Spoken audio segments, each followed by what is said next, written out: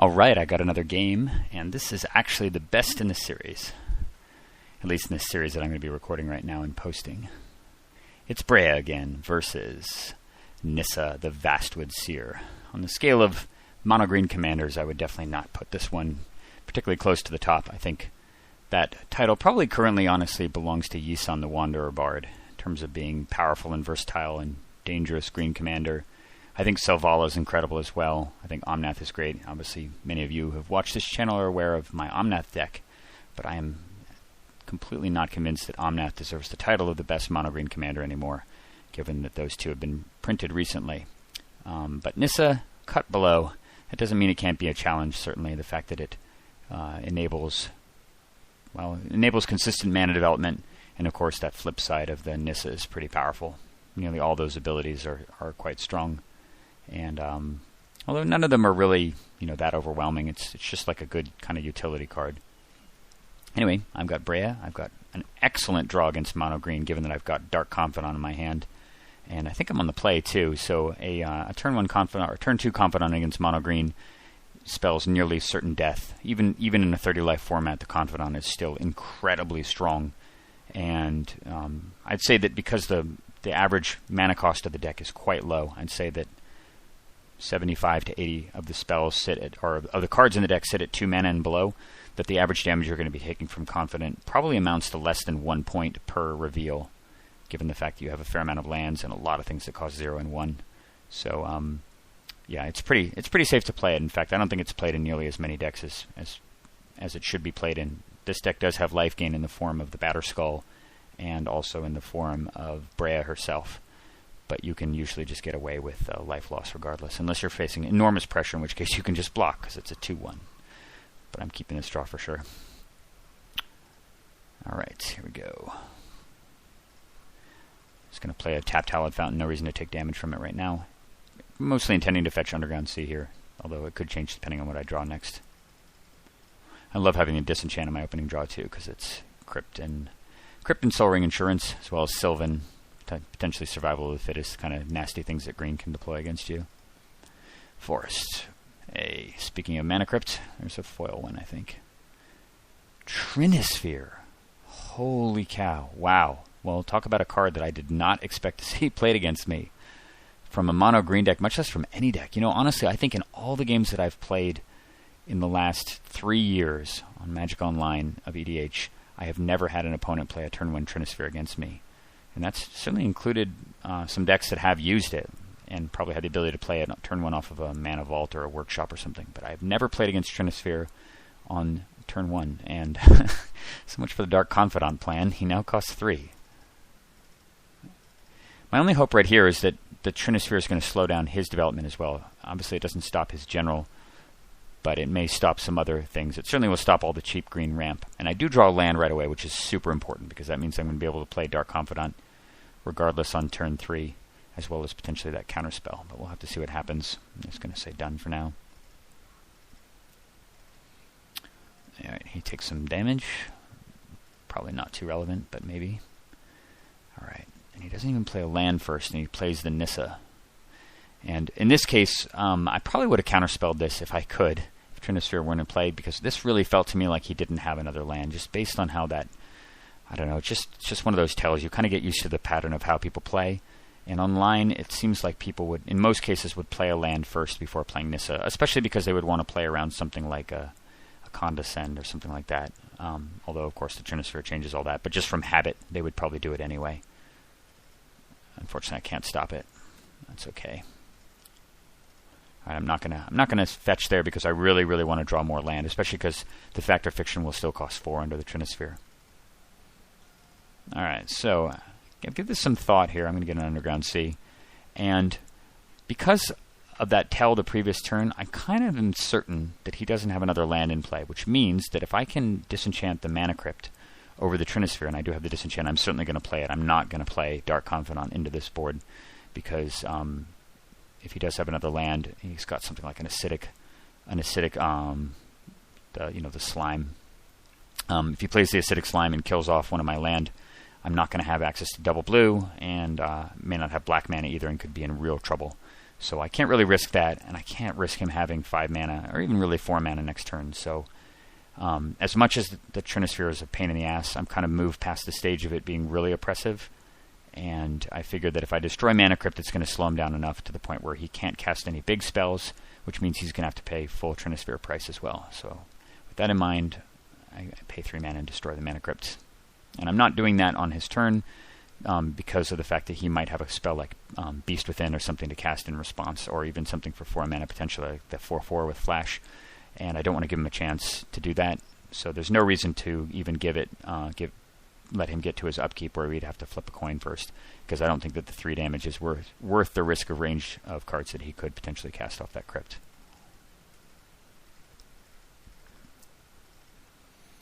Mouth of Ronan. See, I really think he top decked that this turn. I mean, I really, really think that he did that. So I feel like my read was correct. And then he pays 3 mana for a Finhorn Elves. So I can't feel too bad about that. He does have 4 mana, but at the same time, I'm going to be able to untap and cast Fact or Fiction. And if I draw another land here that's colored, I'll very, very likely be able to cast Breya, and I think I would opt to play that first, even though he does have the Mouth of Ronan active. If he spends his whole turn destroying Breya, I think that that's actually good for me, and sacking a land as well. Land tax, damn. Well, I'm not going to pay 3 mana for that. No way in hell. That's not going to matter. And I know Nate is super bullish on this card. I have been really disappointed with its performance so far. It has done very little to me, and I don't think it's just because I'm not playing with the scroll rack to go with it. I just, over and over and over again, I just find that I'm never behind in land, and I don't really want to play it ever. Like, there's always just better things to do. So I think I'm going to be cutting land tax pretty soon for something better. I might just put another Signet or something, and I think I may put a Zoria Signet in, or Dimir Signet. Alright, so he does have another land. So maybe my read was wrong all along, or he just top decked 2 land. Unfortunately, I can't ask him. Tamio's Journal. Interesting. I did give some thought last turn also to strip mining the Mouth of Ronan and just playing Dark Confidant, which wouldn't have been a particularly bad play, but I kind of felt ultimately that I really wanted to cast Fact or Fiction because I really just want to get more land out and get Breya running. And I figured that Fact or Fiction was probably the likeliest way that I would get to the 4 color set. So he plays Tamio's Journal, which is a strange card I don't think I've played against before either. At the beginning of your upkeep, investigate. So you get a clue every upkeep, and you can sacrifice 3 clues to Demonic Tutor, which is quite interesting, but it's very slow. Unlikely to matter, I think, the way that this game is playing out. Alright, so end of turn, I'm happy that I didn't have to counter anything, and I can cast Fact or Fiction. And I'm revealing Trinket Mage, Crucible, Sol Ring, and 2 land. So I was quite puzzled by how he would split this. And he ultimately goes with this. So he puts the lands with the Trinket Mage, and he puts the Sol Ring with the Crucible of Worlds, which is quite interesting given the fact that that does actually give me, even with 4 mana in play, I can pay 3 for the Sol Ring, tap the Sol Ring and the Hallowed Fountain to cast the Crucible and immediately return one of these lands.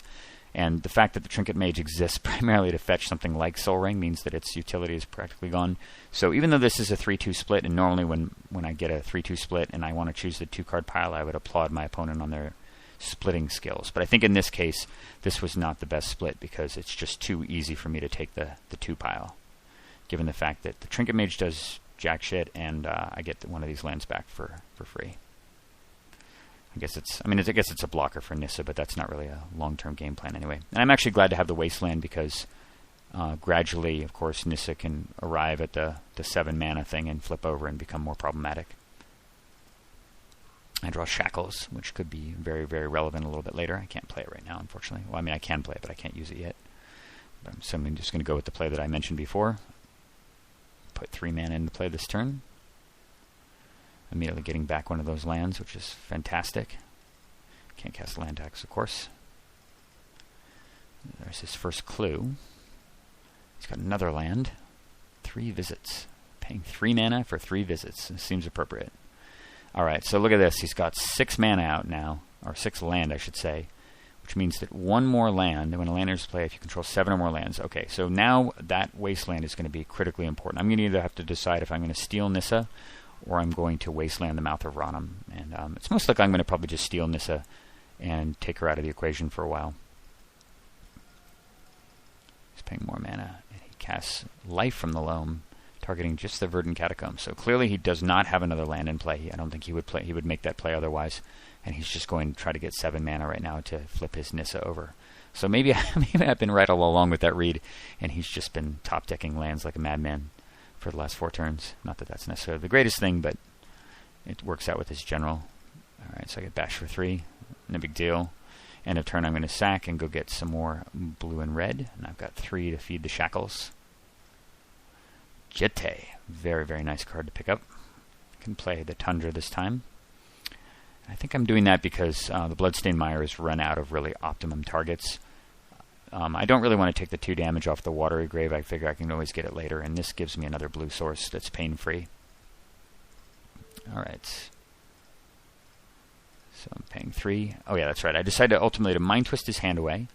And what's nice about that is that it prevents, because of the Wasteland, obviously, and knowing that I just took the Verdant Catacombs out of his hand, I know that I have 1 more turn reprieve before I have to worry about the Nissa. So of course I'm going to destroy that, just prevent him from top decking a land. And plus he does have the clue, so he could potentially draw. Actually, he has 2 clues to sack at the beginning of next turn, so he could pay 4 mana to draw 2, and he would likely hit a land in those 3 cards total, and flip the Nissa over. There's an argument, I think, for playing the Veldican Shackles here, and letting my guard down for a turn, given that he has no cards in hand, and he's going to have to spend quite a bit of his available mana to draw anything.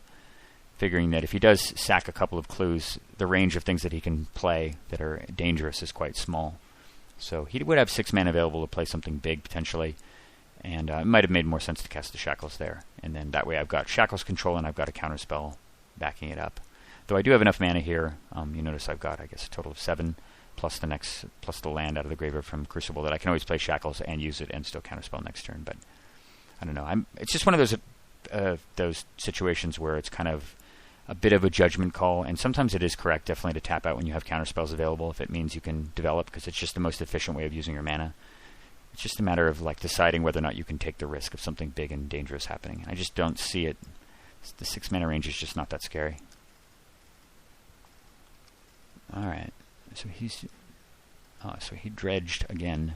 So clearly he's just desperate to get more land to activate his guy because he doesn't know the Shackles are coming. And I guess that's actually an argument for not playing Shackles right there, because if he thinks that, oh, all I have to do is just pick up a couple lands here and I'll be able to activate my Nissa and go to work with it, he doesn't know that I have the Shackles in my hand, so it may mean that he wastes his entire turn dredging a life from the loam instead of actually drawing something impactful. And with that in mind, I actually decided I'm just going to counterspell this just to slow him down, because I've got other plans in the turns ahead. So he sacks, and now he's got 1 card.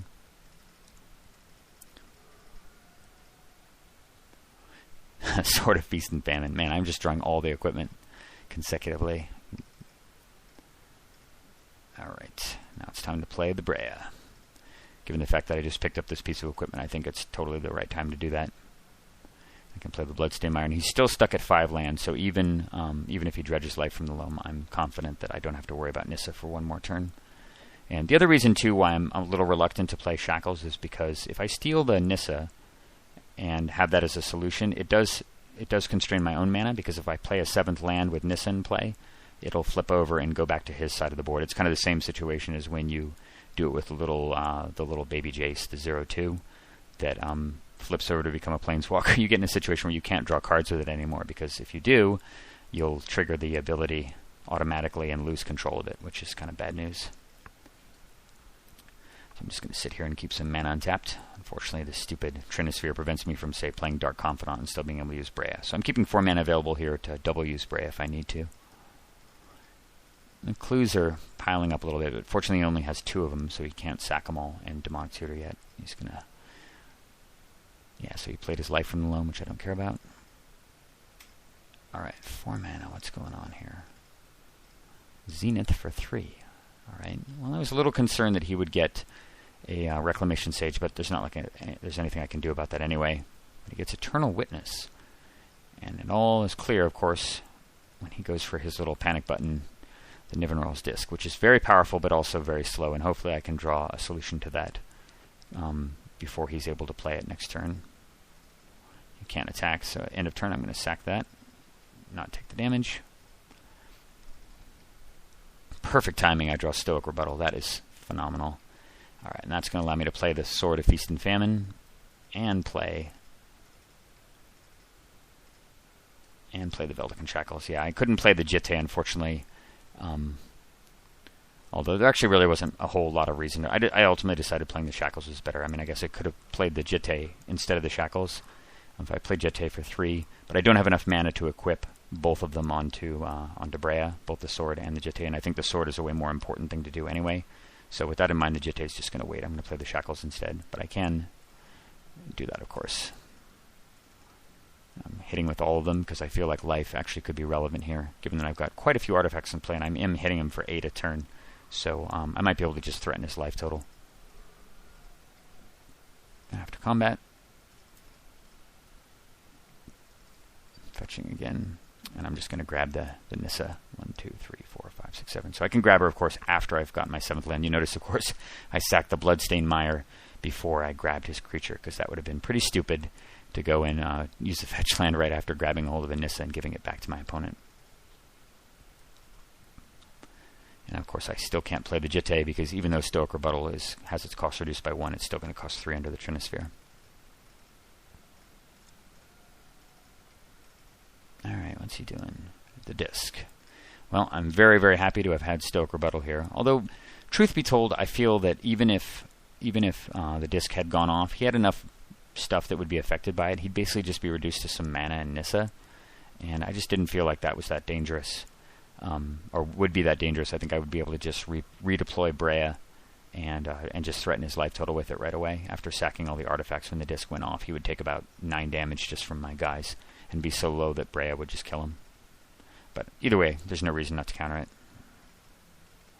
So at the end of turn here, because I have no intention of getting any more lands from my graveyard from the Crucible of Worlds, I feel that this is a good time to actually just pressure his life total even further and throw an artifact, and of course, or one of the Thopters and the Crucible of Worlds at his face. So I'm going to do that. Boom. A rare thing to do that, but this is definitely an example of where the 30 versus 40 life totals matter a lot. If he were at 24, I would never make that play. Of course, there'd be no reason to. And he's got 3 clues in play as well. And if I were him, I would have taken, if I was planning on tutoring, I would have taken that opportunity right there when I tapped out to go and sacrifice my 3 clues and use the Tamiya's Journal to go get something big. I'm not sure what would get him out of this situation, but there's probably some things that might turn things around. Maybe Craterhoof Behemoth if he's got that in here. I don't know what that last card in his hand is, but I guess he would have to discard it to the sword. Enlightened Tutor. Alright, now I can play Jitte. So there's of course no reason not to do that. Throw it on old Breya. Coming through with them all. And he of course sees that his life total is in big trouble, and he's getting walloped here for 7 anyway. Down to 7 life, and the sword triggers. And he throws away a forest. Alright. Well, we've got this game of chicken here. He's at 7, and I have a wonderfully perfect amount of mana and artifacts available. And I only need 6 mana available to do it. So I'm going to play Dark Confidant, which I feel completely safe to play, no matter what happens, because I've got Umezawa's Jitte in play, and I'm at 16. And I'm going to go and kill the elf, too, just to limit his options. So he pays 1 green. Makes Thespian Stage into a forest. I'm not sure why he would be playing with Thespian Stage in the first place, but I'm sure there's a reason. And then end of turn, as I expect, sack, sack, sack. He activates the journal, and I have a little response to that. Bolt him for 3. Bolt him for 3. And the last 2 artifacts go away, and that is it. Dark Confidant stands alone on the battlefield, and the game is over. Really, really cool game. I feel like I was quite behind at the beginning, honestly, given the fact that he had the Mana Crypt Trinisphere start, which is kind of just about living the dream with a mono-green deck, and I think I had to make a couple of pretty solid judgment calls. I think the game really flipped over on that Fact or Fiction turn. I'm very glad that I took that route.